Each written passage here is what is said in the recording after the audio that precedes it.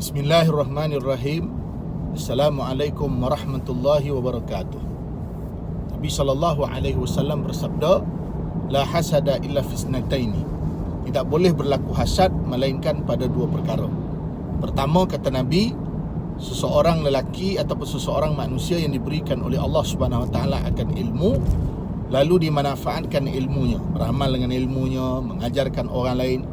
Dan yang kedua, seseorang yang dikurniakan oleh Allah Subhanahu Wa Taala akan harta, lalu menggunakan hartanya pada jalan Allah Subhanahu Wa Taala seumpama bersedekah dan sebagainya.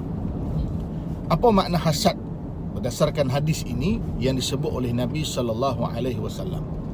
Hasad di sini dalam istilah yang lain disebut sebagai ghibtah. Ghibtah ni maknanya kita mencemburui kelebihan yang ada kepada orang lain, nikmat yang ada pada orang lain, kemudian kita bercita-cita supaya kita mendapat nikmat yang sama, supaya kita boleh beramal dengan amalan seperti mana yang dia lakukan.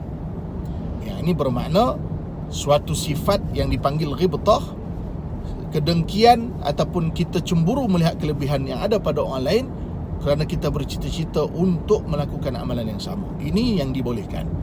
Adapun hasad yang tercela adalah apabila kita menginginkan nikmat orang lain hilang daripada orang tersebut.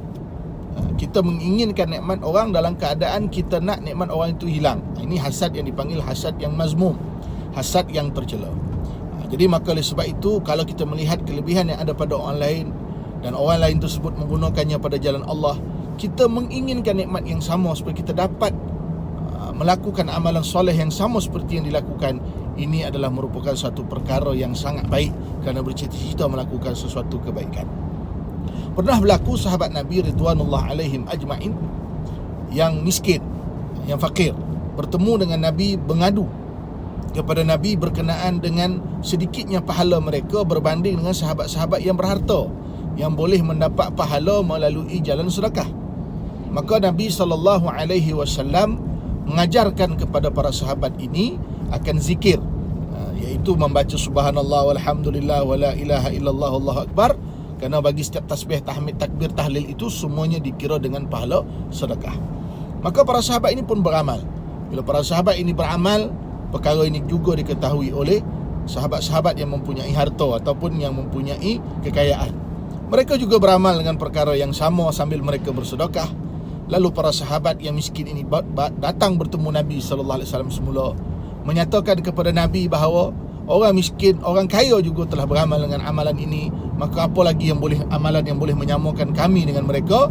Maka Nabi SAW menjawab, itulah kelebihan orang yang mempunyai dengan orang yang tidak mempunyai.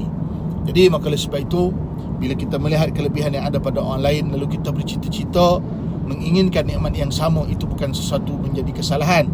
Cuma jadikanlah keinginan kita itu untuk memiliki nikmat yang sama dimiliki oleh orang lain itu adalah kerana menginginkan untuk melakukan kebaikan yang sama seperti yang mereka lakukan.